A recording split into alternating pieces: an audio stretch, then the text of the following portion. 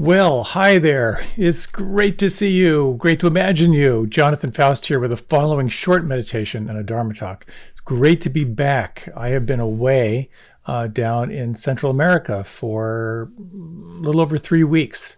So I'm looking forward to sharing a little bit about my trip and tying it into some stuff on the Bardos. Anyway, I think it'll be good. I've enjoyed putting this talk together just because I've had a fair bit of drama in my travels. So, a couple announcements before we begin. First of all, thank you to all those that make this possible. To our producers, to Glenn Harrison and Leo Gimo, to the Insight Meditation Community of Washington for supporting this. Shout out to my friends at the Unitarian Universalist Church of Arlington. Say that 3 times. Also, big thank you to our mindful movement teacher, to Rita Moran, and to the mindful dialogue facilitators, Ray Manioki and Tara Cassidy. The whole event, if you're interested, 6:30 Eastern Standard Time, you can join Rita Moran for Mindful Movement to help to prepare you for this at 7:30 Eastern Standard Time. And then afterward, a few minutes after the talk ends, you can join Ray and Tara for Mindful Dialogue, an opportunity to connect with others, to share about your practice, just to connect in with like-minded maniacs like you.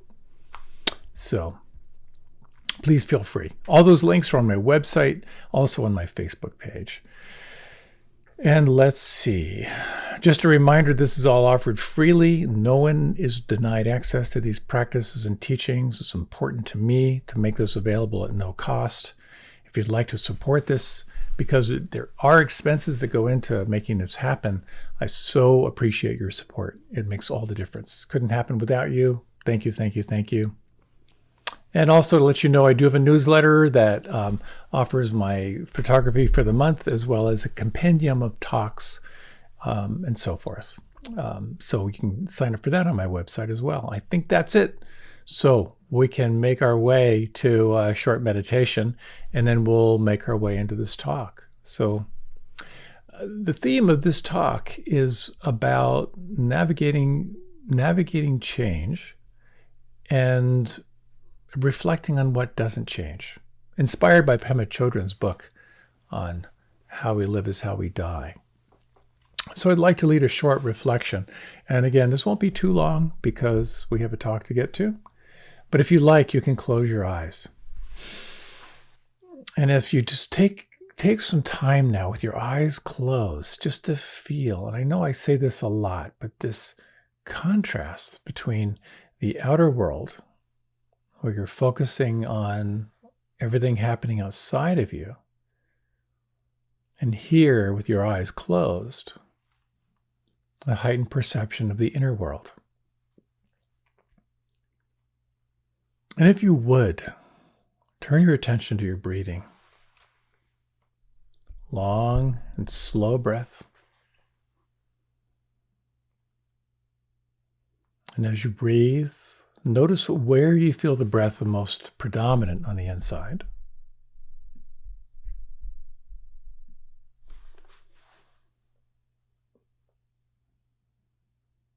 And notice what happens if you just slow down your breathing, or just say like 10% or 15%.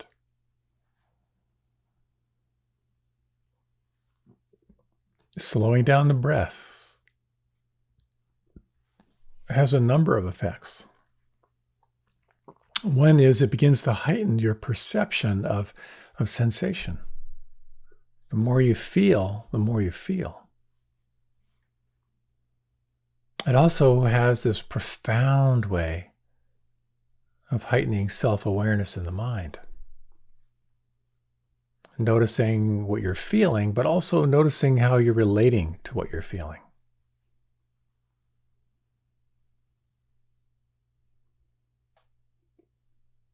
And now, if you would, only if this works for you, otherwise ignore me, could you slow down your breath even more? And on the out-breath, could you begin to explore a softening inside, a relaxing?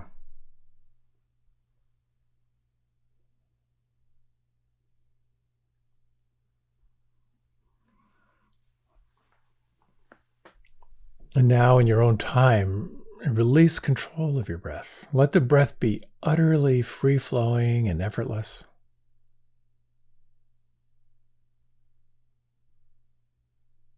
And notice the natural flow of breath. You're not trying to interfere or manipulate it whatsoever. And again, notice, where do you feel it the most predominant right now? And sense, if you can, this quality of arriving.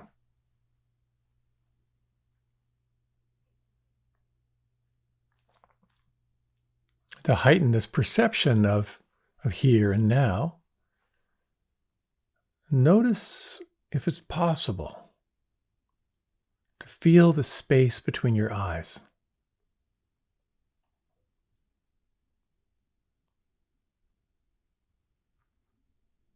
And can you feel or imagine the space between your forehead and the back of your head?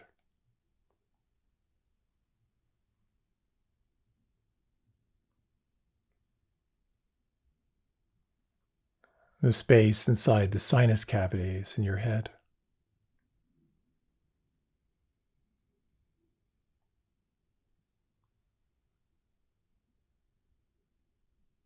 The space inside your mouth.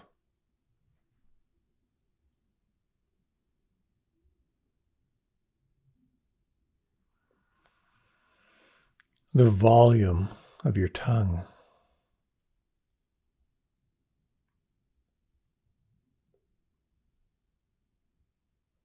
The volume of your lips.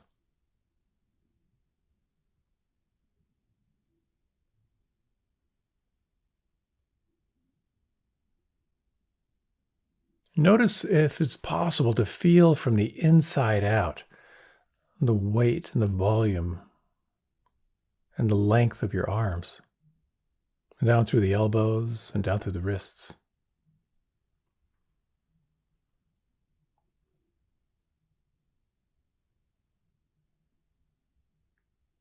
Can you feel the space inside your hands?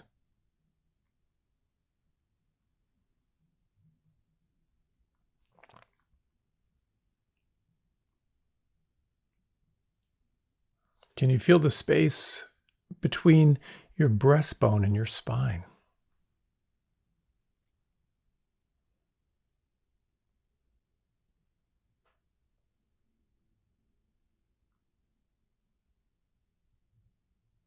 And the space between your navel and your spine?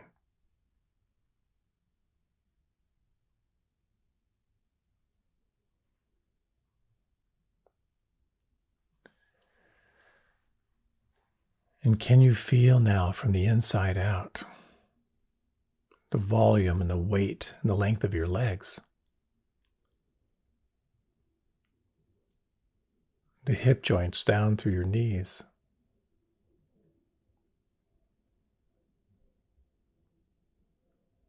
The knees down through your ankles.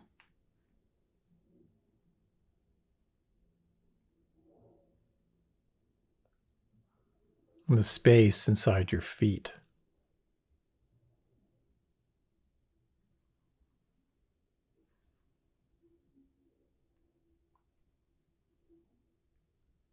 How intimately can you relax and feel right now?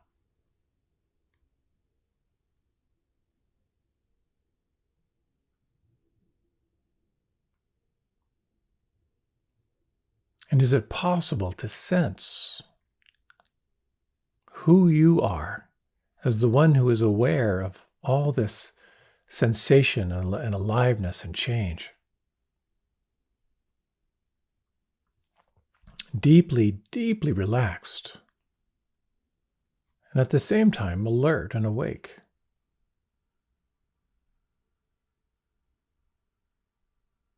Taking these next few minutes to explore what it means to let things be just as they are.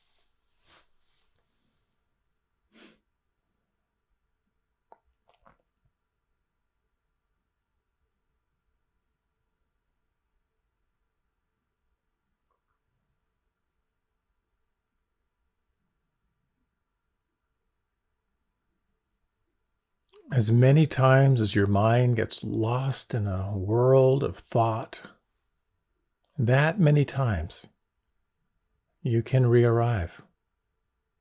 Relax again. Notice where you feel the breath on the inside. Open to who you are as this vast space of awareness, allowing anything and everything to form, to change,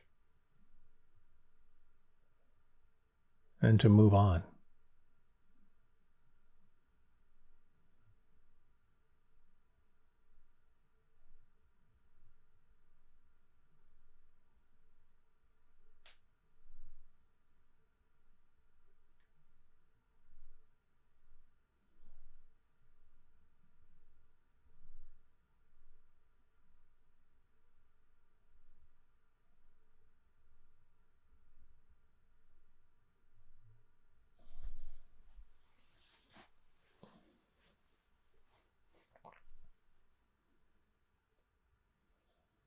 What could relax or soften inside right now?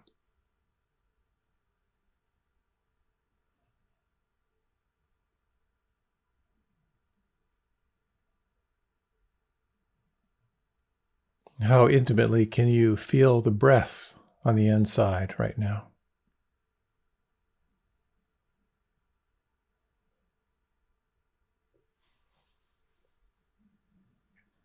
And is it possible to sense who you are as the one who is aware? Effortless awareness.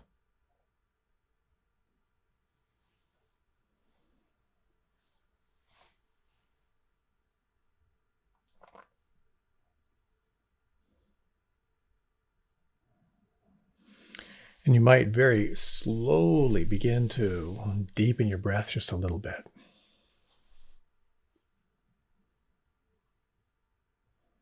Notice the sounds around you.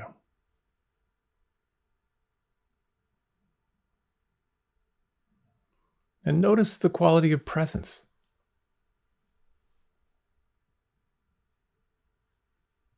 Notice this quality of effortless attention.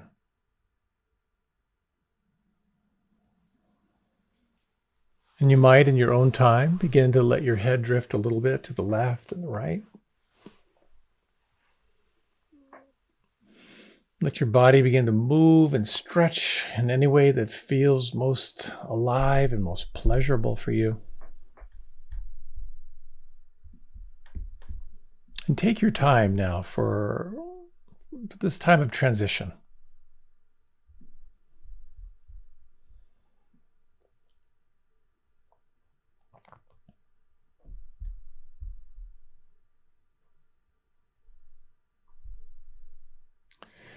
And then whenever you're ready, you can begin to move and stretch.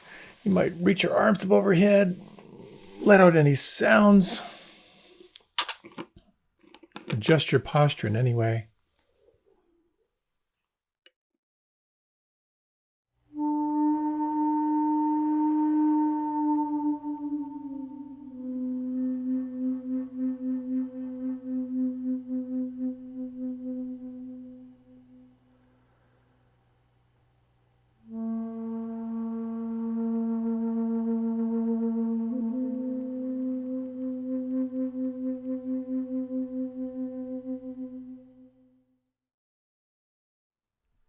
Welcome. About a month ago, I was heading to Costa Rica. Tara and I were going to be doing some teaching and then taking some time to explore and adventure. It's kind of part of a new phase of our lives. What would it be like to hang out and adventure for 3 weeks? It's kind of the question. Never really done anything like this for a really, really long time. I've always had a project, something I was working on, something I was anxious about getting done. And of course, COVID, wow, what a game changer.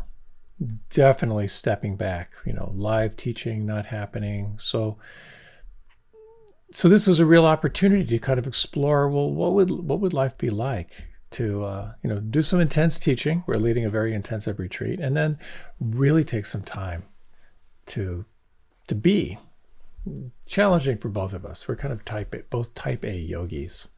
So I worked really, really hard for many, many weeks to clear the decks. I had to kind of set up all the Dharma talks for the month and set up everything that would be taken care of for 3 weeks. And I wasn't even sure I could get it all done, but I really focused. So as I was getting everything ready the day before we were going to leave, just kind of going through my checklist, I got out my passport, and I found out that my passport had expired.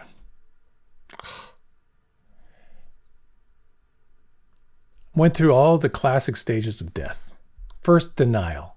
I simply did not believe what I was reading on my passport. That's not possible. That would be expired. And then anger at myself. What an idiot. And then bargaining.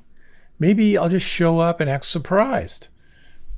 Maybe I could just flash it really fast and they won't notice the date. And then finally, self-recrimination. Just anger toward myself, embarrassment, just shame. This was the night before we were going to leave. So then this initiated the scramble, and Tara, God bless her, she got right to work. I would need a new passport right away, like today. So we started Googling for options, and the only solution was to find a passport office that could do a turnaround. Truly next to impossible. She talked to someone in the government, fully booked, weeks and months ahead of people getting their passports renewed. And then she found someone who said, well, there are only 2 places that would be possible in the entire United States: Buffalo, New York, and San Juan, Puerto Rico. The Buffalo appointment was going to be too late for me, so it was San Juan. So I had put some clothes aside, but the evening I had reserved for packing. And I had basically, let's see, how long did I have? No time to pack before I had to head to the airport. Because the first thing I had to do was to print out this special form for my new passport, where everything on that form had to be perfect or it wasn't going to happen. So it was one of those super tedious and really detailed forms with intense time pressure. I had to go through it multiple times. Each time I found another error. I went through it again with Tara. We found another error. Finally, got it done, and the fastest packing job I've ever done in my life. I had to fly from DC to Newark, and then a short layover before my flight to San Juan, and I'd get in late that night. And then the next morning, I had an appointment at the U.S. Passport Office in San Juan at 11:30 a.m., and my job was to get to San Juan, find a place for passport photos, get to the passport office, show them my flight for 5:15 p.m. the same day, and pray that they would hand me my passport in time to get back to the airport. I would fly back to Newark, get in late that night, find a hotel, get up at 4:30 a.m., fly out that morning to make it to the conference center in Costa Rica. If they couldn't do it in that time frame or anything got messed up, I would have to either cancel or not show up for those flights and find another way to get down there and basically show up late for this conference. So how was I feeling about this? I think it's safe to say I was not trusting the universe was going to support me. In fact, I was kind of sick with anxiety. There were so many things that could go wrong and really mess things up. There's 70 people coming to this retreat, and it was on me. I totally screwed up. But a couple little glimmers in here. And the big one was my co-presenter, Jake Tarr, shared with me how he had done the same thing on a family vacation. So he was very kind and very empathetic, and it helped. But it still didn't take away the self-recrimination. So this is the setup. Now, I had been reading and listening to a book by Pema Chodron called How We Live is How We Die. It's a fantastic book. Highly recommend it. And it set up some very interesting practices, which I thought I might share with you here, because I got to practice many, many hours of practice, intensive practice, sitting in an airline seat. Just like death, one moment I went from this really great story about our comfortable travels together, where everything was set up. The air travel was set up, the ride to the conference center was set up, reservations were made for our travels, reservations were made for our adventures afterward. From that to racing into the void, into something I never would have imagined I would ever do. And so, boom, I'm on my own. All the connections all the way through to San Juan and back were not guaranteed. There was a high percentage of failure all the way along. One little mess up and it would throw everything off.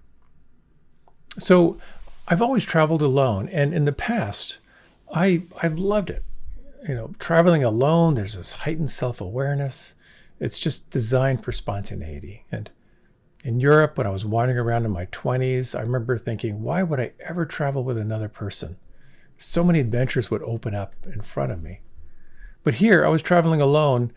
Well, not exactly. I was traveling with my mind, which was on fire. But because of the book and the practices I was doing, I really kind of tapped into this metaphor of how traveling anywhere is very much like traveling through this lifetime in this body and remembering that dying is in my future. So with this preamble, I'd like to talk about 4 things. The first is the 2 selves that make up who you are. The second is the awareness of this never-ending quest for control. The third is the art of making friends with fear. And the fourth, to talk a little bit about what is it that dies and what is it that lives. I've been meditating consistently since I was 15. I mean, consistently meaning on a regular basis. And, you know, I have learned so much about myself and about life. Looking closer at the teachings, some of like the core essential teachings, there's some very interesting teachings about reincarnation in the Buddhist tradition. Do I believe in reincarnation? Where I end up is whether it's true or not, I would like to be as present as I can be for whatever happens when my body falls away. You may be very familiar or somewhat familiar or not at all familiar with the 3 characteristics of reality, which inform every moment and become more aware through a meditation practice. The first being anicca, or the fact of impermanence, that everything that has comes out of any condition is going to change. The second is dukkha, which is about the stress that we encounter in life in relationship to what's changing. The unsteadiness of mind, the unsatisfactoriness because of change. And the third is about anatta, about this principle of not self. That one catches a lot of people. What does that mean, not self? One of the key operative phrases that I come back to, or teachings, is this one. Nothing whatsoever is to be clung to as I or mine. Nothing whatsoever is to be clung to as I or mine. And if you think about it, the moments when that sense of I and mine fall away are usually like the peak experiences in our lives, where we open to flow, where we sense the mystery, where we merge with whatever it is we're engaged in. And so at times, I have really kind of gotten that sense of I and mine fall away, and there's something much more vast that is actually tangible that I can experience. And it really points to this whole sense of what we could call the two selves. There's one self, the who you are as one self is you're born into your physical body.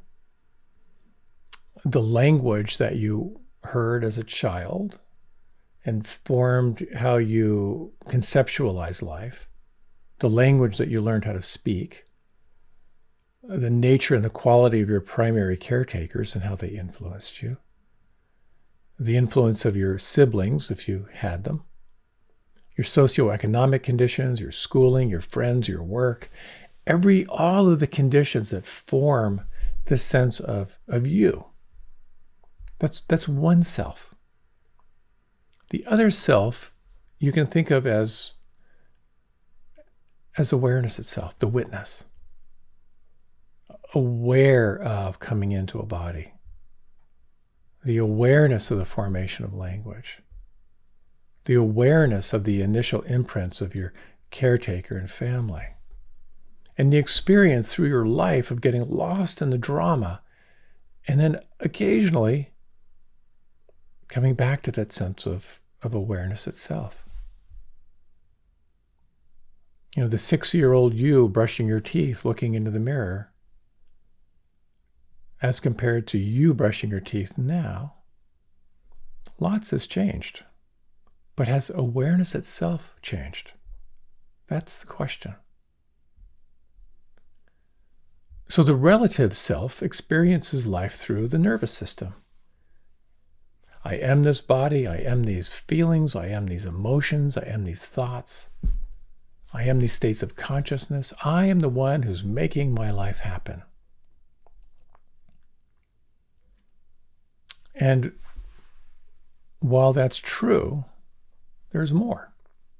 Because we think that we're a wave and we forget that we're the ocean. So this relative self, the conditioned self, also has this quality, what we could call the absolute self. That you are the sky that contains everything. You are the ocean that contains every single wave. So it's one thing to be anxious. It's another thing to be aware of your anxiety. And I got to see my anxiety on my travels. You know, I told a little joke about ADD, and the ADHD. One definition of ADHD is attention deficit high definition. If you really pay attention, you really see it in high definition. And that's what I got to do.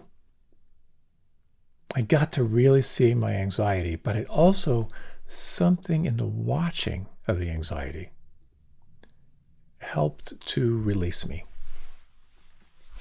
So to my trip, first to Newark. I was in the middle seat, of course, because it was late. I was sitting next to a really big dude, of course. The flight was delayed, of course. And when we arrived in Newark, we sat at the gate for a long time. A really long time, of course. Waiting at the gate, it seemed like an hour, but it was actually only like 57 minutes. I got a text notice that the plane to San Juan was boarding. Boom, anxiety.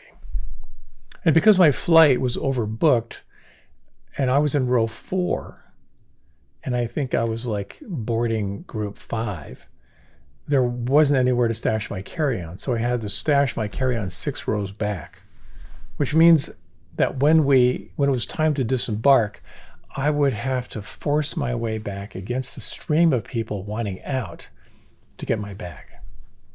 I couldn't afford to wait until the plane had emptied out. So of course I had anxiety about that. And I did it, apologizing profusely as I waited back to get my bag. And then I made it to my next flight. Thank God it was kind of nearby. The next flight that was already boarding, which of course was delayed for hours. So then, now on the plane, waiting to taxi, we sat there for about half an hour, and then we were told that the wind had changed direction. So the planes were now taking off in a different direction. And our plane was number 31 out of 40. So I had an aisle seat on this flight, and there was a huge, massive guy at the window who was, of course, forcing the middle guy into my space, which gave me some other material to work on. And about 4 hours late, we landed in San Juan. Mercifully, Tara had booked me into a hotel at the airport. And this was about 11:30 when we touched down. I go to bed at 8:30. So I was a little bit confused and groggy, but I did make it to my hotel room, or I should say the walk-in freezer with a bed. It's about 4 degrees below freezing. And because I was headed to the equator, all I was wearing was just a light sweater. I brought along a light raincoat, but no socks or anything like that. So I tried the thermostat setting. Nothing happened. I thought, well, at least I can take a hot shower. Nope. The water was warm enough to get into, but not warm enough to stay in. So I was actually in bed shivering, knowing I had to get up and find my way to a passport photo place, then to a government office, then plead my case, then get back in time to fly back to Newark. I got a text somewhere in there from Tara saying that the office in San Juan might be slow, so better to get there when they open. So I was going to bed now knowing I would get about 3 hours of sleep. So what was my practice? The practice was about watching my reactivity, noting the play of the three kleshas. Whenever the mind goes off, it's going to go off in one of three directions. It's either going to go into anger, aversion, blame, and judgment, or it's going to go into craving and wanting and planning, or it's going to go into delusion, believing things that are true when they're not. So what was so interesting about this was I got to watch. In Vipassana, we talk about Vedana. Vedana is the feeling tone of your body. And again, it's the feeling tone is either going to be pleasant, something you're going to want to cultivate, or unpleasant, something you're going to want to nuke or move away from, or something neutral, neither pleasant nor unpleasant. I got to sit and watch my mind. And as I watched my mind, I got to see stories that would create that were delusional, anticipating things that were going to happen. I had no proof they were going to happen. And getting lost in anxiety and worry and all of that. Now, it's one thing just to notice. It's another thing to actually engage.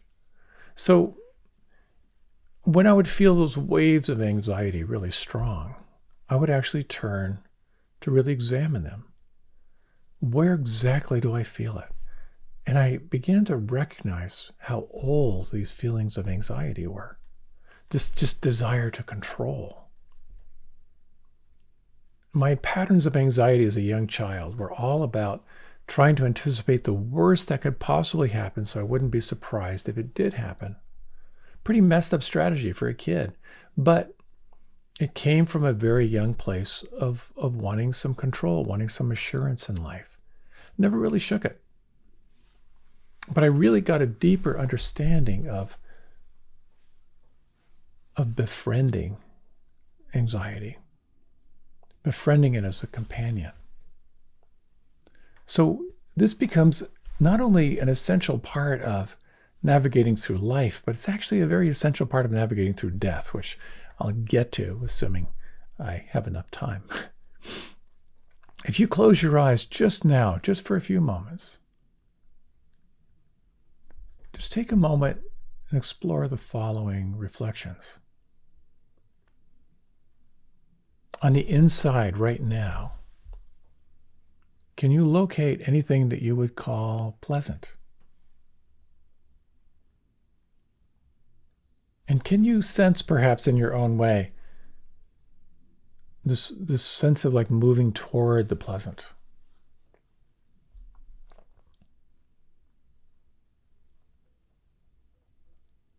Is there anything now on the inside that you can identify as unpleasant? And here you might notice the natural desire of the mind to move away.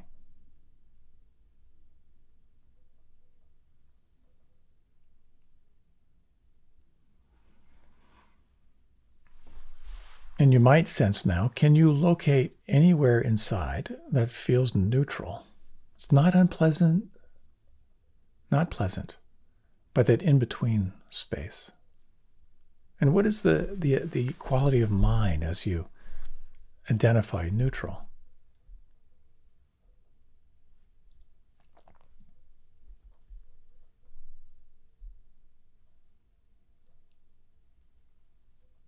This can be an incredible way of practicing. Just to simply notice the rise and fall of pleasant, unpleasant, and neutral on the inside as the body registers it. And what you may notice is arising out of this whole field of sensation and feeling will come thoughts and beliefs and habits and character, and in a true sense, your destiny.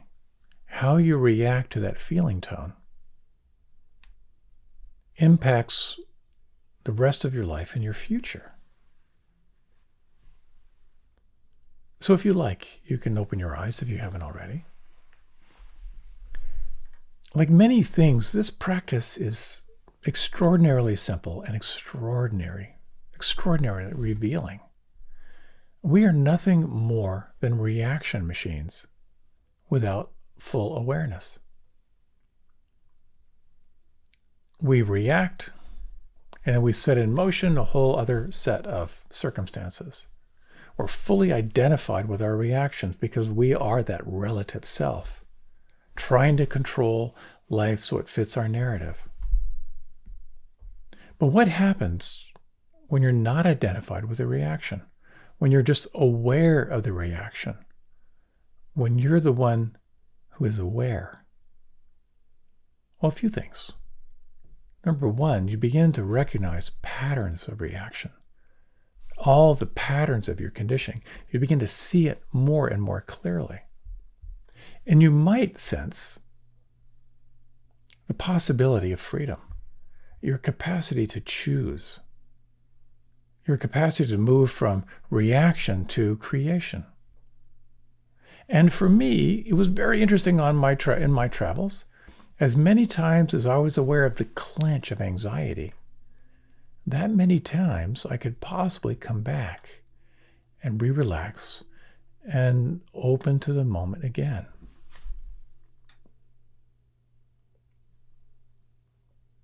I've come to understand more and more around my relative self, or the conditioned self, and what Pema Chodron calls propensity.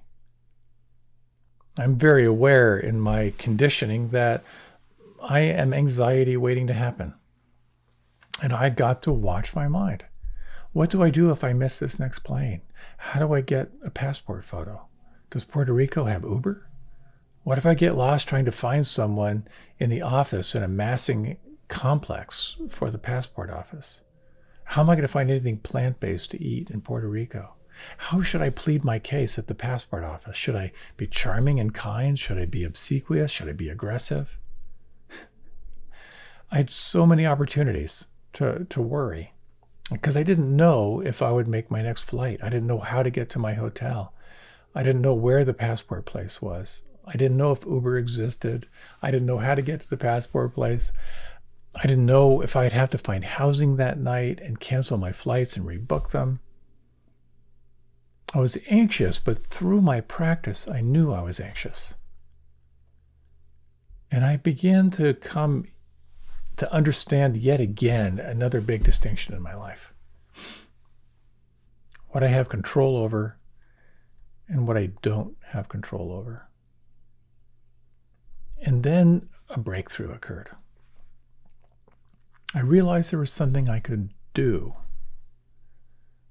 I could ask for help along the way. So I started to make a list of all the experiences of kindness that I had along the way. Gratitude, of course, is a tremendous shift in consciousness. But as I made this list, I began to recognize that God bless Tara, who immediately started researching on how we were going to fix the situation. Jake, who commiserated, letting me know he'd done the same thing. A very helpful person at the passport office who helped to nail down the appointment and lock it in for me and offer some advice. Tara, who booked the flights and the hotel as I was on my way. The people on the plane who let me wade back a few rows to get my bag. One guy was not happy, but still he let me. A guy at the San Juan Airport Hotel who tried to be helpful. The passport photo guy who, when his camera kept failing, kept trying rather than giving up to get me my passport photos. The Uber driver who was friendly and chatty and got me exactly where I needed to go. A kind man I stopped who pointed out the office building I needed to get to and told me that was on the 9th floor. Because I got there early, the security guard who moved my appointment from 10:30 to 9. The policeman who reviewed my documents and told me how I could expedite the process.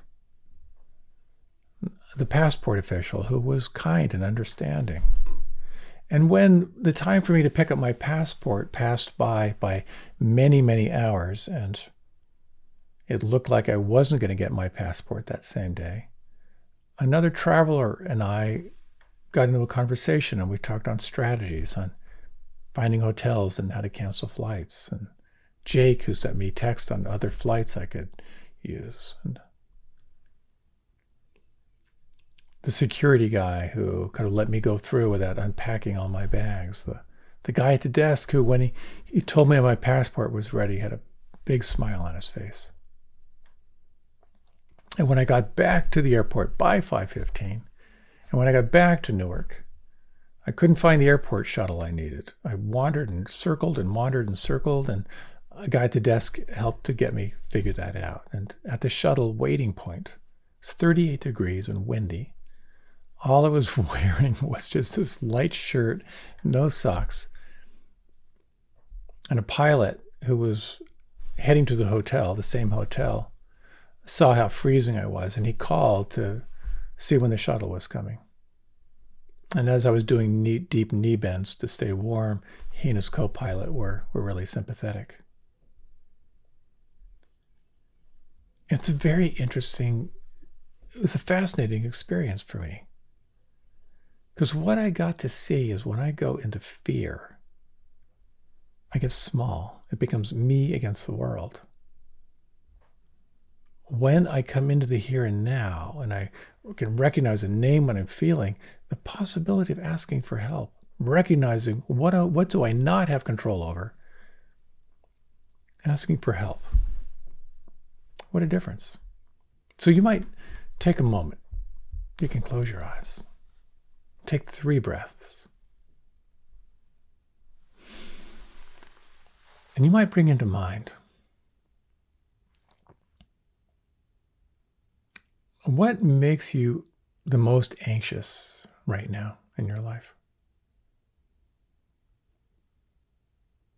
Just take a moment to name it. If you can, take a moment to sense if you can locate how that lives in your nervous system. You might feel where you feel tight.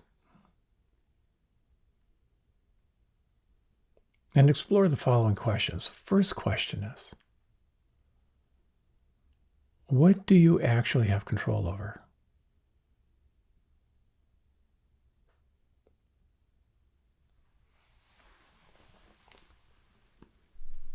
What if you asked for help and you got some help? What would that be like? What would that feel like?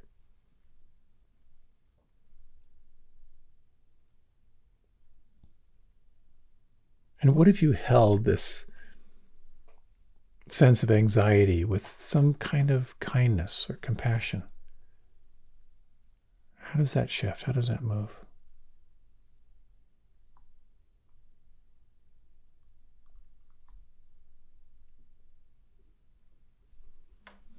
If you like, you can deepen your breath. And if you like, you can open your eyes.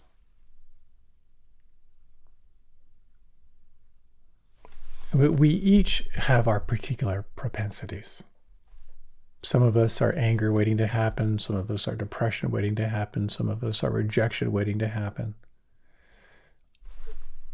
Mindfulness helps us to understand our own natural propensities, our own natural dispositions. And again, as I said, as someone who's drawn toward anxiety, it becomes this inner world of it's me against the world. I have to figure this out by myself, and getting small.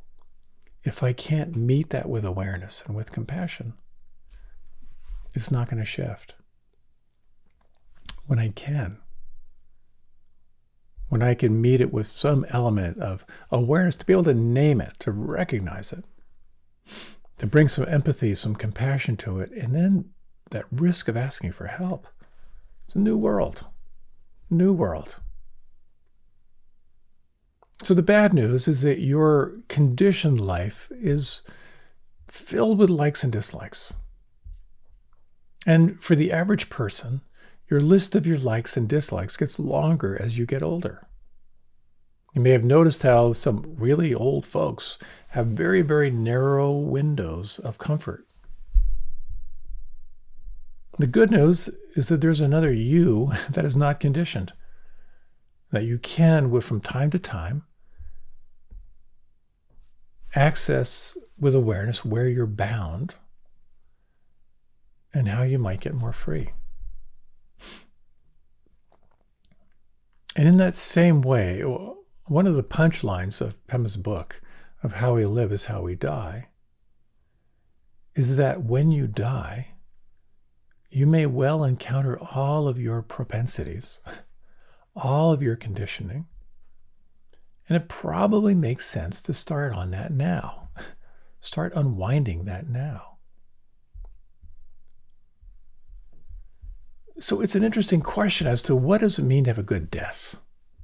A bardo is kind of a state of existence between death and rebirth, and it varies in length according to your past actions. A bardo can also be seen as consciousness of the deceased moving through confusion. That state of confusion appears real, but with awareness you begin to recognize the confusion. Again, you don't have to believe in reincarnation. An example is anger. When you're angry, it appears real. You're totally identified, but something might change. And it changes as you become aware of it, to name it, and then the sense of you can hold it with some element of compassion or kindness. When you hold on and you don't let go, you are gripped and caught. When you let go a little, as the saying goes, you can experience a little bit of freedom. If you let go a lot of freedom, and hypothetically let go completely, and complete freedom. And in essence, that is our practice.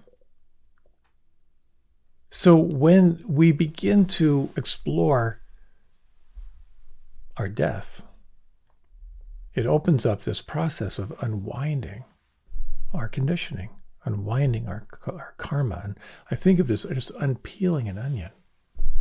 You keep relaxing and paying attention. You recognize that hypervigilant conditioned self who's constantly seeking to force the world to its point of view. And if you pay attention through mindfulness, you will begin to notice the patterns of your conditioning. How the relative self or the conditioned self is nothing more than the product of conditioning. And when you become aware of the one who is aware, game changer. And so it's about remembering impermanence. And in many ways, these practices of reflecting on death are brutal. But, oh gosh, who was it that said, there was some statement said that in order to be happy, reflect on your death 5 times a day. It seems so counterintuitive. And yet, when you remember that everyone you know will die in no particular order, when you remember that everything you hold dear in this life is going to vanish and disappear, when you remember karma, how you're the product of your conditioning, how you're informed by your conditioning, and how everything that you do creates your future, something begins to open up inside. New possibilities begin to emerge. So in my journey through fear and anxiety and anticipating everything that could go wrong, on getting only 4 hours sleep, I got my passport. And I got down to Costa Rica a day late, and everything went really, really well. And I kind of fell in the trap of, oh, everything's really good now, I can relax, which is true. But of course, even on the rest of my travels, there are ups and downs. And in the ups and downs of life, we need to keep remembering that who we are is just the two selves. The conditioned self that is fully identified with the body and the nervous system and the senses, and the one who is aware. So I'd like to share a reading called No Path by David White. And we'll close with a short meditation. If you like, you can close your eyes.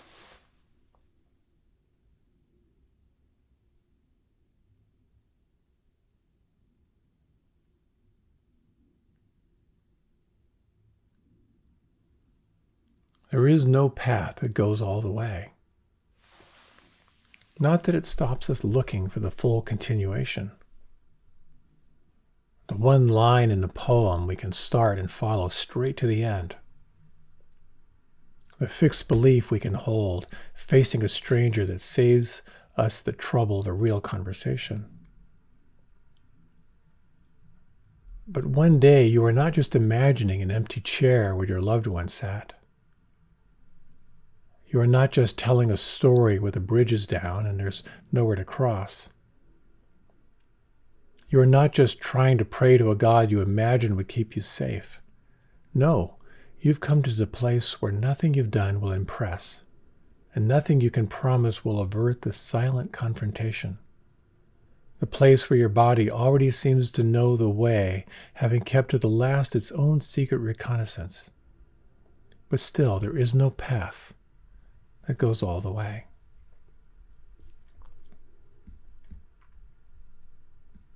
In these final minutes, you might again take 3 slow, deep breaths.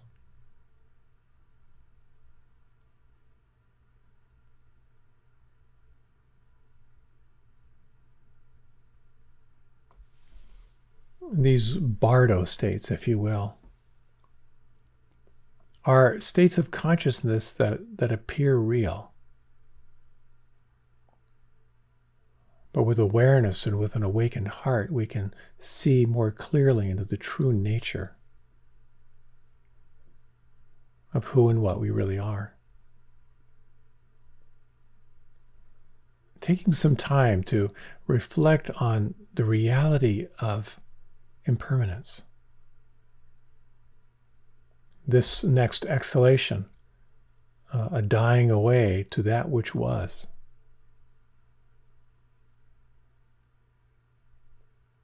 This incoming inhalation, born into a new movement, a new moment. This body destined at some point to drop away.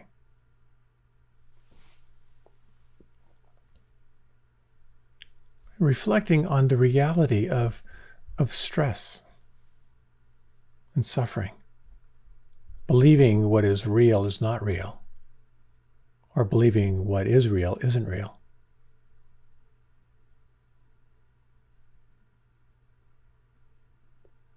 And reflecting on these two selves, who you are as this being of pure conditioning,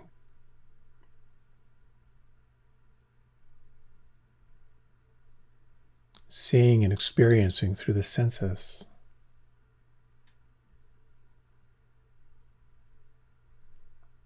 experiencing life as a wave separate from the ocean.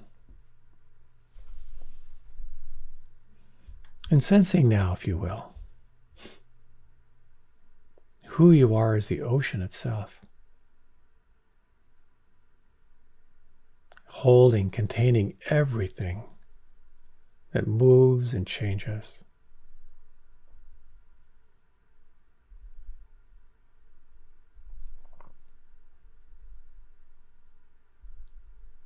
Sensing who you are as the sky, with all the weather systems that take form and change.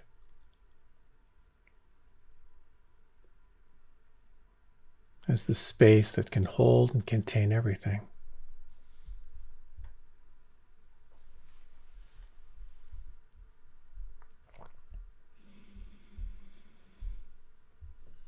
As you're ready, you can gently deepen your breath.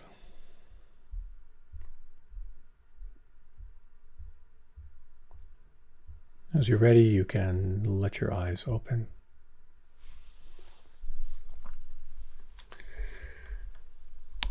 Welcome back.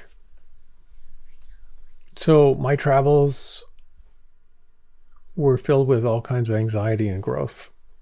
And it's so interesting of how grateful I am for all the challenges I went through, how much I learned.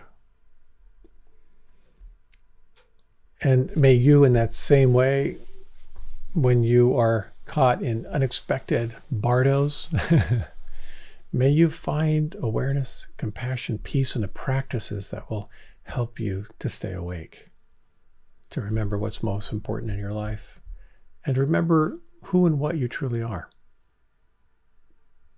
Thank you so much for your time and attention, and many, many blessings. And I look forward to being with you again.